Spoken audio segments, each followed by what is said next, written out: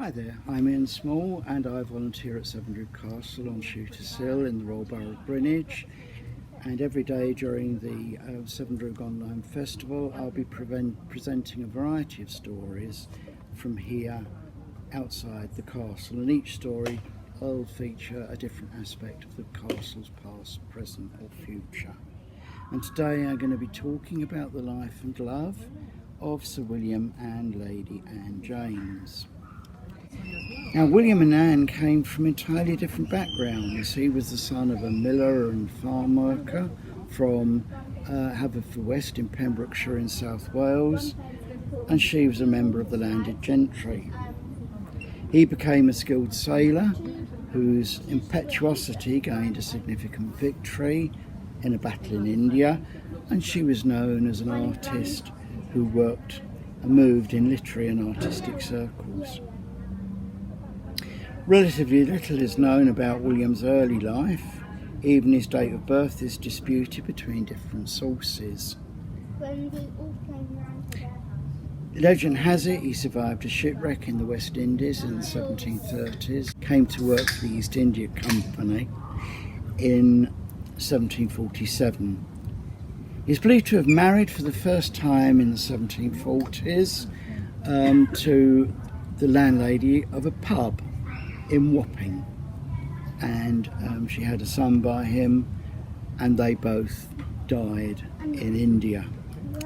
By 1851, William was Commodore of the company's private navy, the Bombay Marine, and he supervised the building of his own flagship in the company's dockyard in Deptford.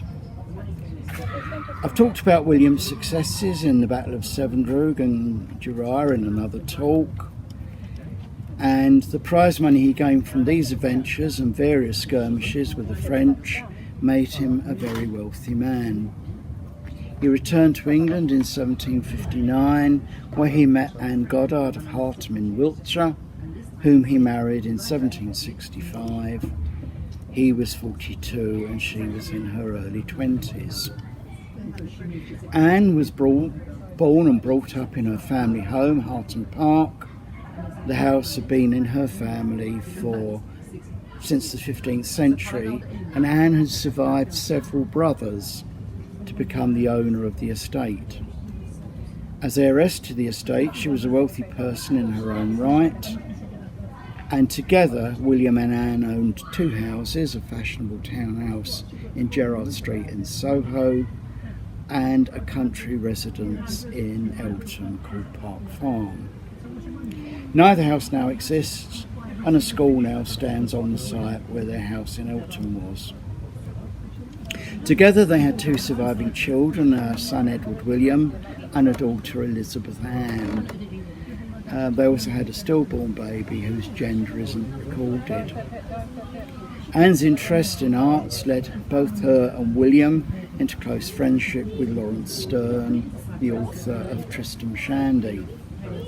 Anne commissioned artworks, and after William's sudden death commissioned the building of Severndroog Castle in his memory, and later she had another house built on her family estate in Wiltshire.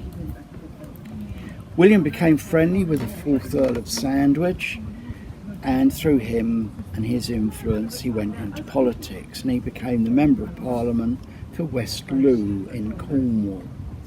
William was made a Fellow of the Royal Society in recognition for his achievements in developing navigation, and he was an elder brother of Trinity House, the Lighthouse charity, and a Governor of Greenwich Hospital, which provided a home for retired sailors. He was appointed to the board of directors of the East India Company and became chairman of the board in 1779, the same year that he was made a baronet. He remained in Parliament for the rest of his life, despite facing corruption charges. His last speech to the House of Commons in November 1783 was a strenuous denial of the charges being discussed by the Select Committee on Bengali Affairs. He failed to attend the debate on the so-called Fox Bill, an attempt by the coalition of Charles James Fox and Lord North to nationalise the ailing East India Company. King George III had personally intervened by threatening any peers who supported it. William died on the 16th of December 1783 of a stroke while out celebrating with friends his forthcoming wedding of his daughter.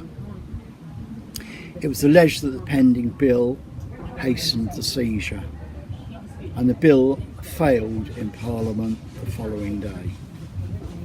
William is buried in a mausoleum behind St John's Church in Eltham, and Severndroog Castle was built the following year. It was on common land, and Lady Anne had to pay £500 compensation to the parish of Eltham to clear the site and lay the path in down to the main road.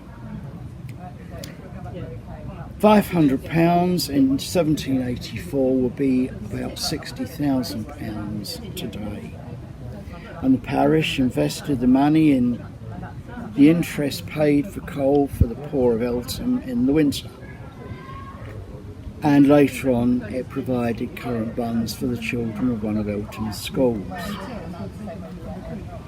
The fund has now expired. There's no record of how much the tower itself cost to build. It's rather more impressive token of love than a bench in the park with a brass plaque. Lady Anne survived Sir William by 15 years, and she too was interred in Eltham, despite having died on her family estate in Wiltshire.